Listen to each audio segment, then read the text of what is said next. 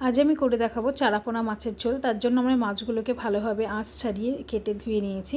এরপরে লবণ হলুদ মাখিয়ে কড়াইতে তেল দিয়ে তেল গরম করে নিয়ে তার মধ্যে ভেজে নিয়েছি। মাছগুলো ভাজা হয়ে যাওয়ার পরে ওই একই তেলে আমরা কালো জিরা ফোড়ন দিয়ে দিচ্ছি। দেখুন, কালো জিরাগুলোকে ফোড়ন দিয়ে যতক্ষণ না কাঁচা গন্ধটা যাচ্ছে ততক্ষণ আমরা একটু নেড়ে চেড়ে নেব। তারপরে এর মধ্যে আমরা আলু কেটে নিয়েছিলাম, আলু, টমেটো এবং বেগুন দিয়ে দিয়েছি। আলু, টমেটো, বেগুনটাকে সামান্য একটু লবণ আর হলুদ দিয়ে ভালোভাবে ভেজে নিচ্ছি।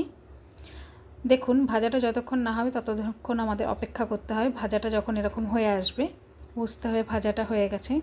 ততক্ষণ আমরা অপোজিটে একটি মিক্সচার জারে আমরা জিরে বাটা আর হলুদ আর কাঁচা লঙ্কা, আপনারা চাইলে শুকনো লঙ্কাও দিতে পারেন, দিয়ে আমরা একটা পেস্ট বানিয়ে নিয়েছি লবণ হলুদ দিয়ে। পেস্টটিকে ভালো করে এর মধ্যে দিয়ে দিলাম, দিয়ে একটু নাড়াচাড়া করে নেব।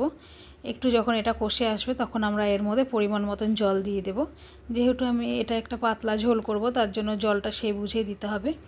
জলটা দিয়ে আমরা ভালোভাবে একটু নাড়াচাড়া করে নিচ্ছি। এরপরে আমরা এর মধ্যে সমস্ত মাছ ভাজাগুলোকে এর মধ্যে দিয়ে 10 মিনিটের মতন মিডিয়াম টু লো ফ্লেমে একটু ফুটিয়ে নেব। যেহেতু আমাদের সবজিগুলো খুব ভালোভাবে ভাজা হয়ে গেছে তার জন্য আমরা বেশিক্ষণ ফোটাবো না।